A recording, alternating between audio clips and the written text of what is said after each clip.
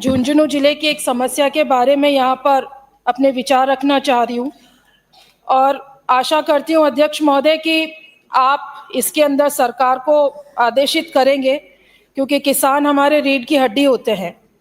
झुंझुनू जिले के क्षेत्र से 765 केवी की लाइन जा रही है, जो बीकानेर से नीमराना के लिए 2 लाइनें जा रही हैं। एक लाइन पावर ग्रिड के द्वारा तैयार की जा रही है, जो मेरे अलसीसर से, चूरू से, मंडरेला से और पिलानी क्षेत्र से जा रही है, और दूसरी तरफ टाटा पावर के द्वारा तैयार की जा रही लाइन जो नवलगढ़, खेतड़ी, गुड़ा से होकर जा रही है। अध्यक्ष महोदय, वहां पर किसान पिछले 1 महीने से ज्यादा से धरने प्रदर्शन पर बैठे हैं।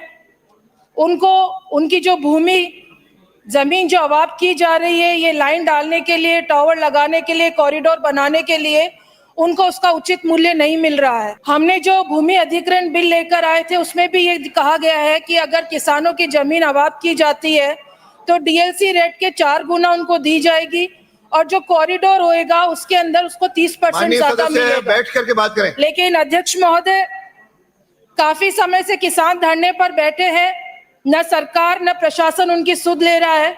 मेरी आपसे निवेदन है कि यहाँ पे माननीय मंत्री महोदय भी बैठे हैं, आप लोग एक डेलीगेशन भेजें, क्योंकि किसानों का ये बहुत गंभीर मुद्दा है और लाइन भी जरूरी है, लेकिन जो किसानों के जो जमीन अवाप्त हो रही है उसका मुआवजा उनको नहीं मिल रहा है।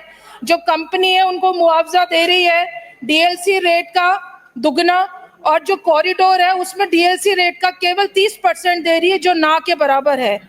किसानों के लिए उनकी जमीन ही उनकी कमाई है, उनकी जिंदगी है, और जब किसान चिंता और अवसाद में आ जाएगा तो निश्चित तौर पर उसका प्रभाव उनके परिवार पे तो पड़ेगा ही, लेकिन हमारे जो देश के प्रधानमंत्री है, स्वावलंबन की बात करते हैं, आत्मनिर्भरता की बात करते हैं, उनके विचारों को भी ठेस लगेगी, क्योंकि किसान अगर त्रस्त होएगा तो निश्चित तौर पर हमारे जो आर्थिक व्यवस्था है देश की, वो भी कहीं ना कहीं उसको भी नुकसान होगा।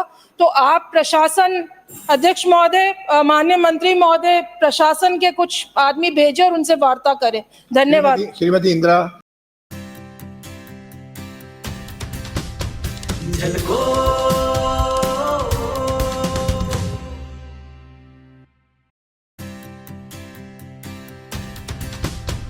झलको